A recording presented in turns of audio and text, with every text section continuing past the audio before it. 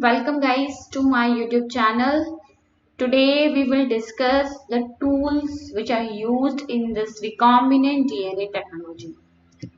ठीक है, तो आज का हमारा टॉपिक है टूल्स कि जो रिकॉम्बिनेंट डीएनए टेक्नोलॉजी है उसमें हमें कौन कौन से सामान की जरूरत पड़ने वाली है।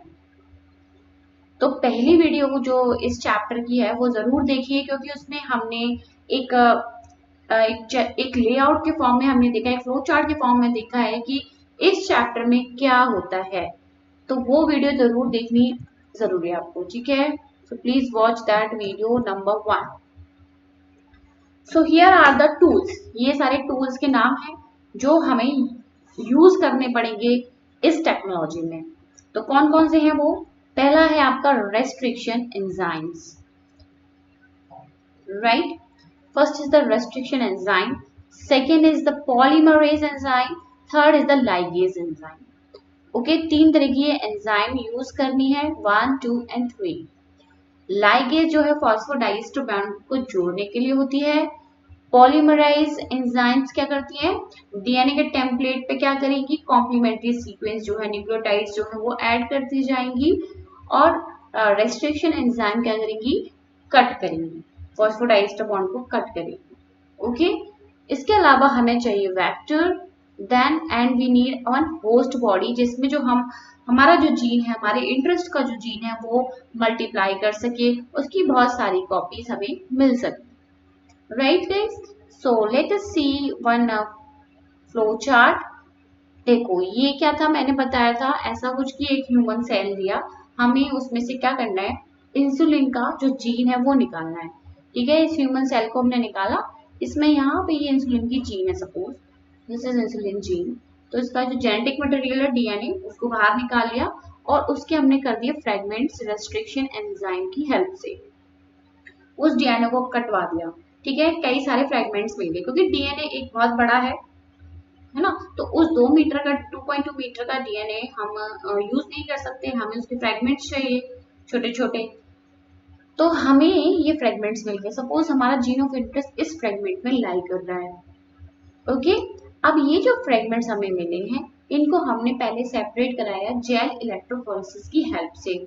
तो ये फ्रेगमेंट्स हमारे हो गए सेपरेट। सपोज हमारा जीन ऑफ इंटरेस्ट यहाँ पे है, ठीक है। अकॉर्डिंग टू द लेंथ, ये जो लेंथ के अकॉर्डिंग जो है जेल इलेक्ट्रोफोरेसिस में डीएनए के फ्रेगमेंट्स सेपरेट हो गए। लेंथ सबसे छोटा फ्रेगमेंट सबसे आगे होता है पॉजिटिव साइड में, है ना, और नेगेटिव साइड में सबसे बड़ा फ्रेगमेंट मिलेगा आपको। तो ये हमारा फ्रेगमेंट सेपरेट हो गया। हमने यहाँ से ये सारे फ्रेगमेंट्स को निकाल लिया, हमें नहीं पता कि हमारा जीन ऑफ इंटरेस्ट कौन से वाले में है, ठीक है। तो हमने ये अपना फ्रेगमेंट निकाल लिया, ओके। ये हमारा जीन ऑफ इंटरेस्ट है और इसके साथ साथ और भी डीएनए होगा, है ना, जो कट किया है। वो सीक्वेंस अभी हम बात करेंगे किस सीक्वेंस से वो रेस्ट्रिक्शन एंजाइम काटती है। तो उन्होंने अपना सीक्वेंस ढूंढा और काट दिया और हमारा जीन ऑफ इंटरेस्ट ये रहा, ठीक है। तो ये सारे हमने डीएनए से निकाल लिए, हमारे डीएनए बाहर आ गए। अभी इसकी कराएंगे पॉलीमराइज चेन रिएक्शन, क्या करेंगे? पीसीआर, ठीक है।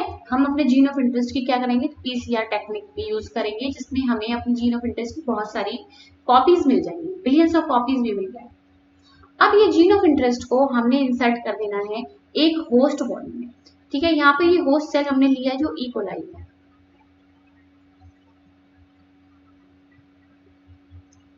ओके। सो ई कोलाई के पास क्या है? एक extra cellular extra chromosomal DNA है, not cellular, extra chromosomal DNA जिसे हम बोलते हैं प्लाज्मिड। तो इसके पास एक प्लाज्मिड है जिसमें हम ये जीन ऑफ इंटरेस्ट को इंसर्ट करा देंगे। इसका प्लाज्मिड हमने निकाल लिया, ये प्लाज्मिड निकाल लिया, इसमें हमने अपना जीन ऑफ इंटरेस्ट ऐड कर दिया, ठीक है। अब इसको वापस से हम ई कोलाई की सेल में भेज देंगे, ठीक है। ई कोलाई डिवाइड करेगी, ई कोलाई के साथ साथ उसका प्लाज्मिड भी डिवाइड करेगा, एंड इस प्लाज्मिड के साथ साथ हमारी जीन ऑफ इंटरेस्ट भी जो है मल्टीप्लाई होती जाएगी। In this way we will get many copies of our gene of interest, right. तो ये तो मैंने बता दिया आपको, दोबारा फिर से इसे डिटेल में देखने के लिए पहली वीडियो जरूर देखिए, ठीक है। आज हम बात करेंगे रेस्ट्रिक्शन एंजाइम्स की। रेस्ट्रिक्शन एंजाइम्स को हम रेस्ट्रिक्शन एंजाइम क्यों कहते हैं? देखिए, ये जो एंजाइम्स होती है ना, जो बैक्टीरिया होता है suppose this is a bacteria called E coli. इस बैक्टीरिया को एक वायरस है जो इन्फेक्ट करता है जिसका नाम है बैक्टीरियोफेज। ठीक है, this virus is the bacteriophage. तो ये अपना जो डीएनए है ये इसमें इंसर्ट कर देगा और ये डीएनए इसके डीएनए के साथ, इकोलाई के डीएनए के साथ मिल जाएगा, इसके साथ मिल जाएगा और अपना जो स्ट्रक्चर है पूरा बना लेगा। इसके अंदर ही बहुत सारे जो है बैक्टीरियोफेज बन जाएंगे और अल्टीमेटली ये लाइसिस हो जाएगी, मतलब सेल फट जाएगा और बैक्टीरियोफेज जो है बाहर आ जाएंगे, मल्टीप्लाई हो जाते हैं इसके अंदर। अब अपना बचाव करने के लिए इस बैक्टीरिया के पास क्या है, कुछ बैक्टीरिया के पास अपना बचाव करने के लिए एक एक्स्ट्रा सेलुलर क्या है, क्रोमोसोम, जिसे हम बोलते हैं प्लाज्मिड। ठीक है, इसके पास प्लाज्मिड है। ओके, सो ये प्लाज्मिड में कुछ ऐसी क्या है, इसके पास कुछ एंटीबायोटिक रेजिस्टेंट साइट्स हैं। ओके, एंटीबायोटिक रेजिस्टेंट साइट्स हैं और इसके पास जो है कुछ ऐसी एंजाइम्स हैं, मतलब इसका कुछ ऐसा सीक्वेंस है जो कुछ ऐसी एंजाइम्स बना रहा है जो इस बैक्टीरियोफेज के डीएनए को तोड़ देंगे। बैक्टीरियोफेज का डीएनए एंटर करेगा, उसको पार्ट्स में, फ्रेगमेंट्स में तोड़ देंगे, तो ये अपना काम नहीं कर पाएगा। तो कुछ ऐसी एंजाइम्स हैं, तो ये रेस्ट्रिक्शन एंजाइम्स होती है, इनको बोलते हैं हम रेस्ट्रिक्शन एंजाइम। तो ये एंजाइम्स इस बैक्टीरियोफेज की जो डीएनए को बहुत सारे फ्रेगमेंट्स में तोड़ देगा, फिर उसका जो डीएनए है वो यूजलेस हो जाएगा, कुछ नहीं कर पाएगा, इस बैक्टीरिया को मार नहीं पाएगा। ये रेस्ट्रिक्शन एंजाइम्स होते हैं। ओके, जो रेस्ट्रिक्ट करती हैं किसकी ग्रोथ को, बैक्टीरियोफेज की ग्रोथ को रोक रही हैं। ओके, तो ये है रेस्ट्रिक्शन एंजाइम। क्लियर है? तो पहला हम ये डिस्कस कर लें कि कब क्या हुआ था, रेस्ट्रिक्शन एंजाइम कब डिस्कवर हुई, और जो है Stanley Cohen and Herbert Boyer, हमने ये बात की थी पहले कि इन्होंने क्या किया था, एक एंटीबायोटिक रेजिस्टेंट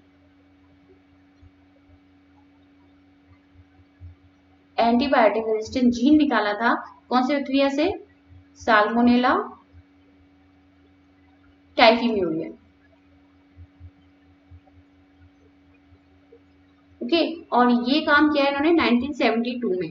तो एंटीबायोटिक जीन को इन्होंने निकाल लिया, एंटीबायोटिक रेजिस्टेंट जीन है, साल्मोनेला टाइफीम्यूरियम से निकाल लिया और इस जीन को एक प्लाज्मिड में जोड़ दिया, प्लाज्मिड से। ठीक है, वो जीन निकाल के इस प्लाज्मिड से जोड़ दिया और इस प्लाज्मिड को भेज दिया किसमें, ई कोलाई में। तो ई कोलाई भी अब रेजिस्टेंट हो गया उस पर्टिकुलर एंटीबायोटिक से। ठीक है, अब इससे पहले इन्होंने किया था ये सब काम 1972 में। अब उससे पहले रेस्ट्रिक्शन एंजाइम की डिस्कवरी हो चुकी थी, और भाई होनी भी जरूरी थी, अगर वो नहीं हुई होती तो ये काम नहीं हो पाता। काटते कैसे, इस प्लाज्मिड को कट कैसे करते, जीन ऑफ इंटरेस्ट डालते कैसे, तो इससे पहले ये रेस्ट्रिक्शन एंजाइम की डिस्कवरी हो चुकी थी। वो किसने की थी, ये two scientist Stewart Linn and Werner Arber. Okay, Stewart Linn and Werner Arber ने इसकी डिस्कवरी की थी इन द ईयर 1963। तो आप देख सकते हैं 1963 में रेस्ट्रिक्शन एंजाइम डिस्कवर हो चुकी थी, और ये बाद में हुआ है एंटीबायोटिक जीन निकाल के स्टेनली कोहेन ने जो किया था। Sorry. So in the year 1963, the two enzymes responsible for restricting the growth of bacteriophage in E. coli.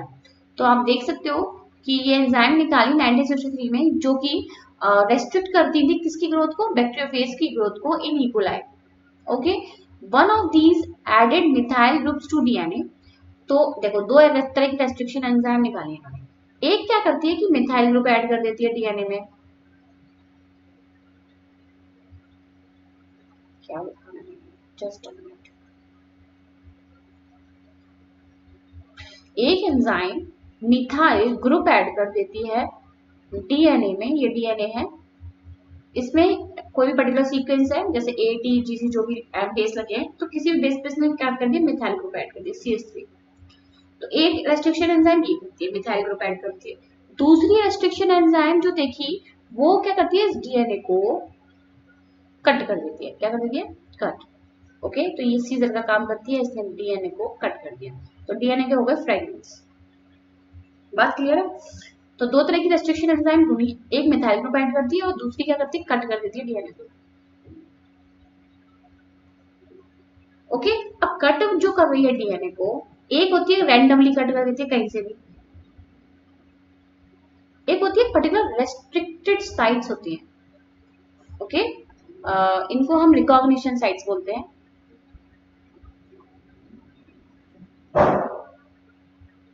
Right, recognition sites. तो एक तो कहीं से भी कट कर देगी और एक एक सीक्वेंस ढूंढेगी डीएनए में, वहीं से काटेगी। ओके, जैसे कि जो इको R1 है वो कट करेगी सीक्वेंस GAATTC, गाटा है ना, GAATTC, ये सीक्वेंस ढूंढेगी। हिंद जो है, हिंद वाली जो सबसे पहले डिस्कवरी हुई थी हिंद 2 की, ये निकाली गई है हीमोफिलस इन्फ्लुएंजा वायरस से। एक minute, let me right.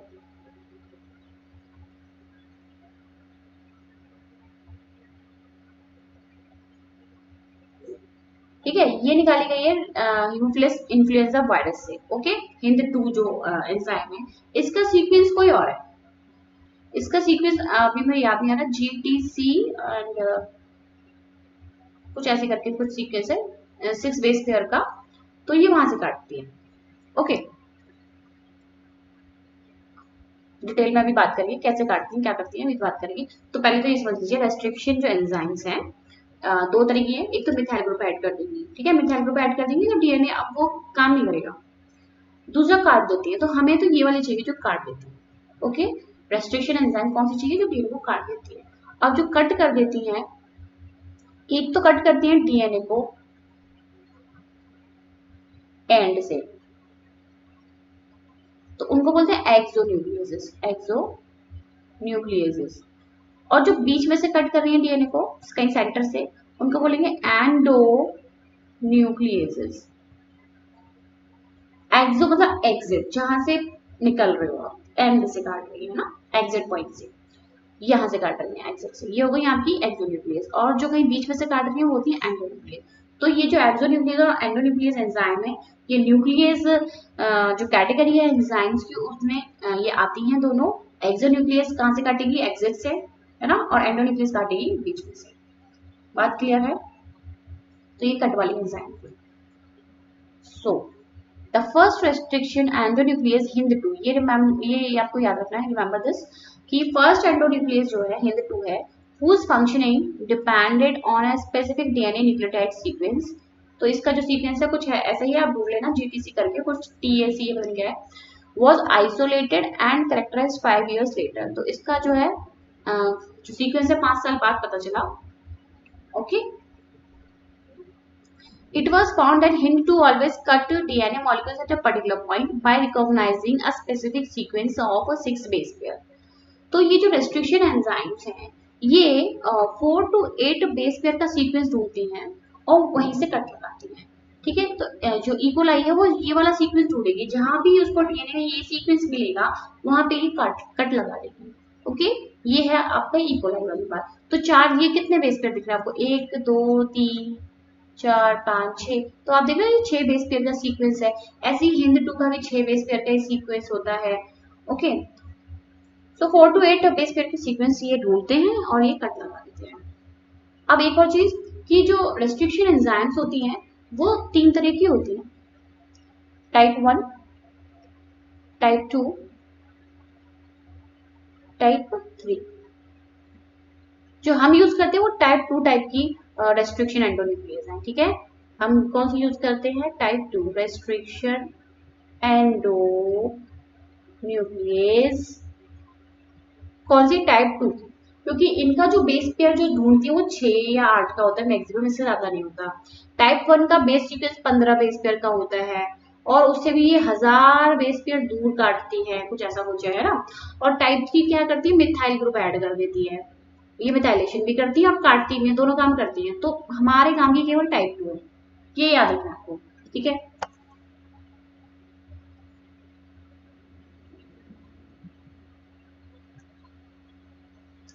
So this specific sequence is known as the recognition sequence for hensecond. Besides hensecond, today we know more than 900 restriction enzyme.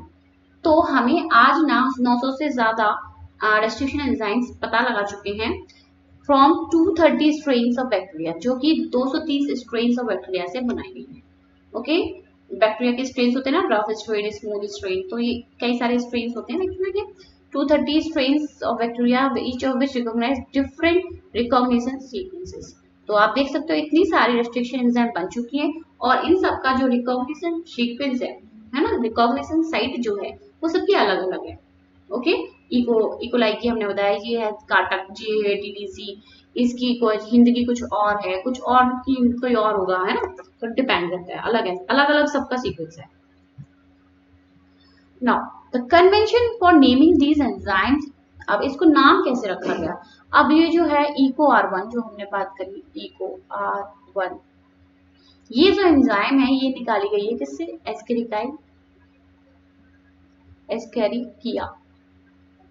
एस्केरिकिया coli से।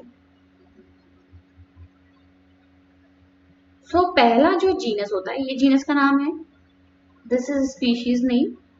सो ई लिया जाता है जीनस पहला लेटर, फिर CO 2 letter species के लिए जाते हैं। ये इसका स्ट्रेन है, रफ स्ट्रेन है R, और ये जो नंबर 1 लिखा है रोमन में, ये इसका ऑर्डर बताता है कि ये एंजाइम पहली निकाली गई है या दूसरी निकाली गई है, तीसरी निकाली है उस पर्टिकुलर बैक्टीरिया से।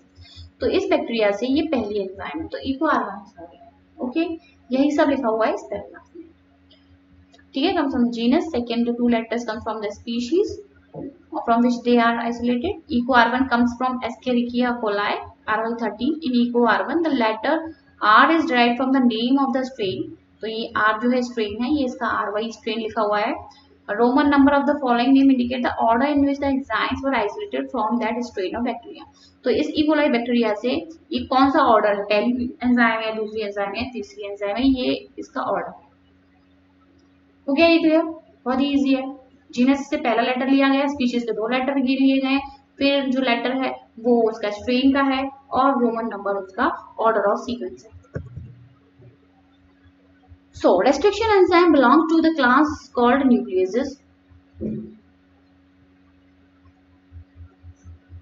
ओके, सो 2 तरह की एंजाइम्स है न्यूक्लियसेस, एक्सोन्यूक्लियसेस अभी हमने बात करी,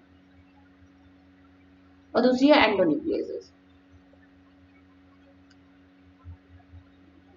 ओके, एग्जिट से कौन सी काटेगी, exonuclease remove nucleotides from the ends, है ना।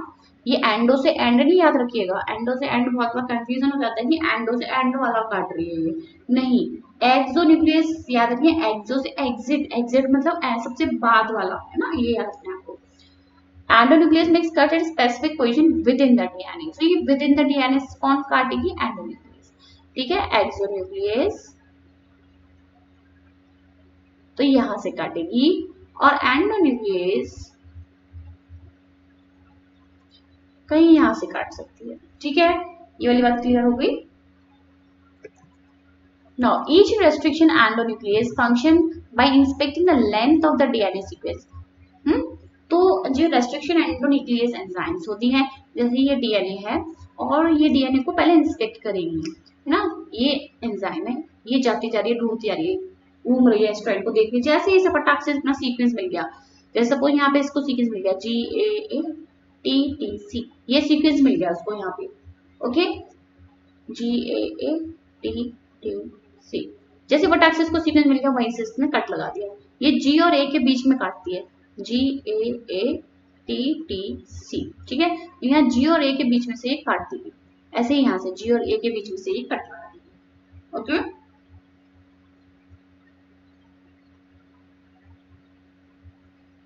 तो ये यहाँ से, ठीक है। अब जैसे इस यहाँ से कट लग गया है, फिर इसको दोबारा थोड़ी दूर पे गई है, GAATTC, यहाँ पे GAATTC। ठीक है, यहाँ मिल गया, फिर इसने यहाँ से कट लगा दिया। तो आप देख सकते हो ऐसे फ्रेगमेंट्स मिल जाएंगे कई सारे हमें उस डीएनए के। तो once it find the specific recognition sequence, it will bind to the DNA and cut. ठीक है, जैसे ये जुड़ जाएगी, जैसे सीक्वेंस मिलेगा ये जुड़ जाएगी उस DNA से और उसे काट देगी. Cut each of the two strands of the double helix at specific points in their sugar phosphate backbones. तो भाई अभी मैंने बताया कि ये जो एंडोन्यूक्लियस है ये कौन सा बॉन्ड तोड़ रही है, sugar phosphate sugar phosphate sugar phosphate. ये पिछली वीडियो में मैंने बात करी थी. तो इन दोनों के बीच में कौन सा बॉन्ड है, फॉस्फोडाइएस्टर बॉन्ड है. इसको ये काट लगाती है यहाँ पे. Each restriction endonuclease recognizes a specific palindromic nucleotide sequence in the DNA. Each restriction endonuclease recognize कौन सा recognize कर रही है, कौन सा ढूंढ रही है सीक्वेंस, पैलिंड्रोमिक. यानी कि जिसको हम यहाँ से रीड करें तो भी वही सीक्वेंस है, यहाँ से रीड करें तो भी वही सीक्वेंस. ओके, ऐसा नहीं है कि ये सपोज 5 प्राइम एंड है, ये 3 प्राइम एंड है और ये 3 प्राइम एंड है और ये 5 प्राइम एंड है, तो यहाँ से पढ़ रही है तो भी वही है और यहाँ से पढ़ रही है तो भी वही है. नो. ओके, ये ओरिएंटेशन जो है ये सेम होना चाहिए. 5 प्राइम टू 3 प्राइम है तो दूसरे स्ट्रैंड का भी 5 प्राइम टू 3 प्राइम ही ओरिएंटेशन होगा. ये हो गया पैलिंड्रोमिक सीक्वेंस, जो दोनों साइड से पढ़ो एक सा ही दिखे. ऐसे बहुत सारे नाम दिए होते हैं, आपकी एग्जाम्पल दिया है मलयालम का बुक में. Okay, restriction enzyme cut the strand of a DNA a little away from the center of the palindromic site. तो आप देख सकते हो पैलिंड्रोमिक साइट क्या थी, GAATTC GAATTC. तो सेंटर से ना काट के थोड़ा सा साइड से काटती है, सेंटर से नहीं काटती ना उस पैलिंड्रोमिक सीक्वेंस के. But between the same two bases on the opposite strands. Okay, लेकिन बेसेस सेम होनी चाहिए. यानी कि यहाँ पे G और A और तो यहाँ भी G और A में इसके बीच में का ही ये बॉन्ड तोड़ेगी, है ना. बेसिस सेम होने चाहिए. This leaves single stranded portion at the ends. There are overhanging stretches called sticky ends on each strand. अब भाई इसने काट तो दिया, तो हमें कैसे स्ट्रैंड मिलेंगे, हमें स्टिकी एंड्स मिलेंगे, है ना.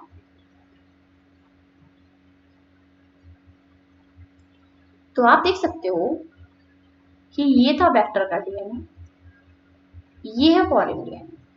ठीक है, तो ये वेक्टर का डीएनए सपोज मैंने ये प्लाज्मिड है, ये हो गया वेक्टर का डीएनए. इसमें हमें इंसुलिन का जीन डालना है,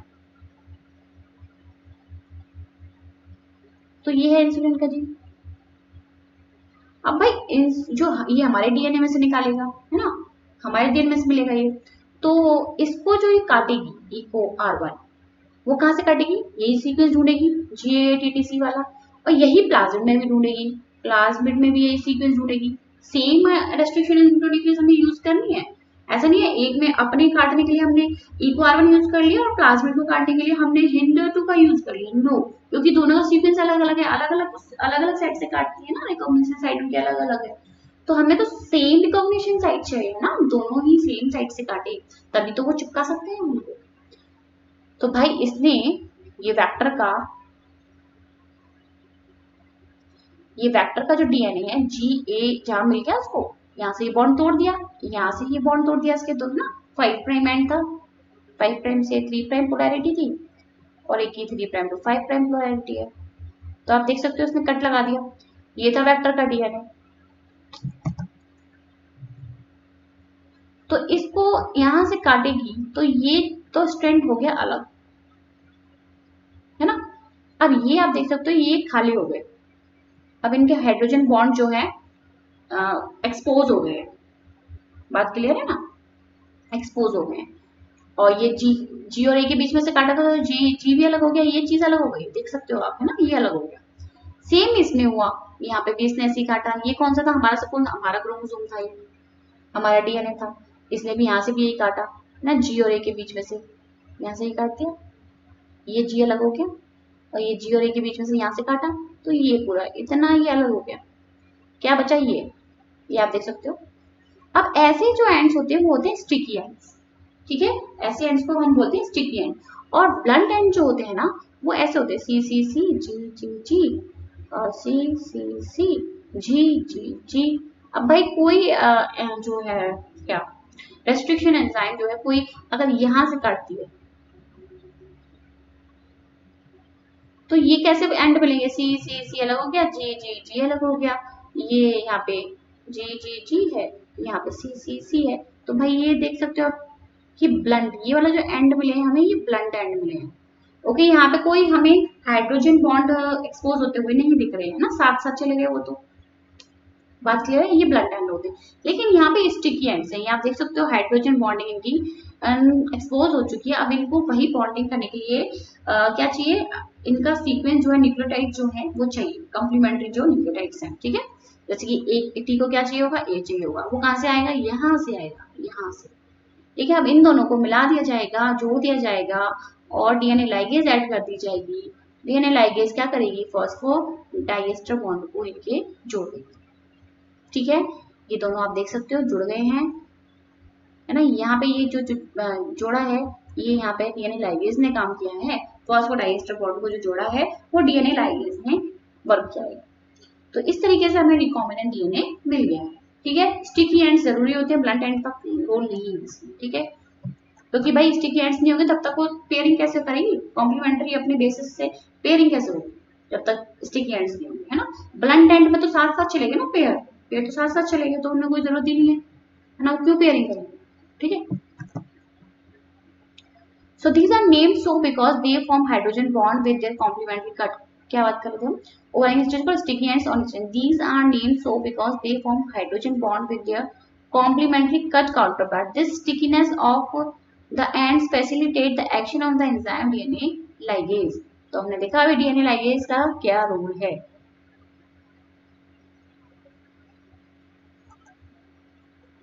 ओके, अब ये जो इसमें जो ये दिया हुआ है, ये स्टिकी एंड्स क्यों बोलते हैं, ये इसकी डेफिनेशन दी है। These are names so because they form hydrogen bond with their complementary cut counterparts. Okay, cut counterparts मतलब ये कटा हुआ काउंटर पार्ट, यहाँ से कटा हुआ काउंटर पार्ट इसके संग जो है बॉन्डिंग बनाएगा, तो ये स्टिकी एंड्स हैं, जुड़ जाएंगे आपस में, हाइड्रोजन बॉन्डिंग बना लेंगे। Now, restriction endonucleases are used in genetic engineering to form recombinant molecules of DNA, which are composed of DNA from different sources of genomes. Where, when cut by the same restriction enzyme, the resultant DNA fragments have the same kind of sticky ends, and these can be joined together by using DNA ligase. सब कुछ वही जो अभी हमने बात करी। Okay, तो restriction endonuclease का हम यूज करते हैं जेनेटिक इंजीनियरिंग में, क्यों यूज करते हैं, रिकॉम्बिनेंट डीएनए बनाने के लिए, है ना। तो रिकॉम्बिनेंट डीएनए कौन सा डीएनए होता है, जिसमें आपने देखा दो तरह के डीएनए, एक तो ये प्लाज्मिड का डीएनए हुआ और एक हो गया फॉरेन डीएनए जो हमने इसमें लगा दिया, ये हो गया फॉरेन डीएनए। तो ये अब बन गया रिकॉम्बिनेंट डीएनए, जिसे हम लिखते हैं आरडीएनए, ठीक है जी। तो यही दिखाया हुआ है इस डायग्राम में। ओके, तो let's see what is shown in this. So ये देख सकते हैं आप फॉरेन डीएनए है, ठीक है। ये है वेक्टर का डीएनए, प्लाज्मिड है ये, ठीक है। फॉरेन डीएनए ये वही मान लो जो इंसुलिन का जीन, मान लीजिए इसके पास इंसुलिन का जीन है, तो ये इंसुलिन का जीन हमें इसमें जो है प्लाज्मिड में चिपकाना है। Okay, so we will use same restriction enzyme cutting both the foreign DNA and the vector DNA at specific point. तो दोनों ही साइट हम रेस्ट्रिक्शन एंजाइम सेम यूज करेंगे जिससे कि हमें सेम स्टिकी एंड्स मिले। ओके, तो ये चली गए तो इसके पास, और ये लाइगेज ने इसको ज्वाइन कर दिया, ligase join foreign DNA to the plasmid. तो ये फॉरेन डीएनए आप देख सकते हो, ये लाइगेज ने इसको इससे चिपका दिया, चिपक गया ये। अब ये बन गया रिकॉम्बिनेंट डीएनए। ओके, ये वेक्टर का डीएनए है, ये पूरा जो दिखाया है ये वेक्टर डीएनए है, और ये हमारा हो गया फॉरेन डीएनए, और इसे एएनए भी बोलते हैं। ओके, अब इसको भेज दिया किसमें, इकोलाई में, इकोलाई की सेल में भेज दिया। तो अब इकोलाई की सेल कैसी होगी, ट्रांसफॉर्म्ड होगी। Okay, E coli cell is now transform, transform मतलब बस अब उसका जेनेटिक मेकअप चेंज हो गया ना, ट्रांसफॉर्म हो गया। जो उसका पहले का प्लाज्मिड था, जो ओरिजिनल था, उसमें हमने एलियन डीएनए डाल दिया, तो अब वो ट्रांसफॉर्म हो गई कि नहीं हो गई, ओके, ट्रांसफॉर्मेशन हो गया। अब ये डिवाइड करेगी, है ना, बाइनरी फ्यूजन होगा इसमें, तो ये हमारा जो जीन ऑफ इंटरेस्ट था ये भी इसके साथ साथ डिवाइड होता जाएगा, मल्टीपल कॉपीज मिल जाएंगी इसकी। यही बार बार हम पढ़ रहे हैं, यही पढ़ रहे हैं ना, घूम फिर के वही चीज आ जाती है। तो आज हमने देखा रेस्ट्रिक्शन एंजाइम का यूज। ओके, रेस्ट्रिक्शन एंजाइम का नाम कैसे रखा गया है ना। और रेस्ट्रिक्शन एंजाइम दो तरह की होती है, एक्सोन्यूक्लियस और एंडोन्यूक्लियस, है ना। रेस्ट्रिक्शन एंजाइम दो तरह की होती है, एक्सोन्यूक्लियस एग्जिट पॉइंट से काटेगी और endonuclease in the centre somewhere they will cut, right. Next video में हम पहले जेल इलेक्ट्रोफोरेसिस पढ़ेंगे, फिर उसके बाद हम क्लोनिंग वेक्टर्स पे जाएंगे, ठीक है। तो आज हमने जो टूल्स देखे वो रेस्ट्रिक्शन एंजाइम्स देखी है, लाइगेज देखी है ना, रेस्ट्रिक्शन एंजाइम और लाइगेज का यूज देख लिया। ओके, मिलते हैं नेक्स्ट वीडियो में, थैंक यू।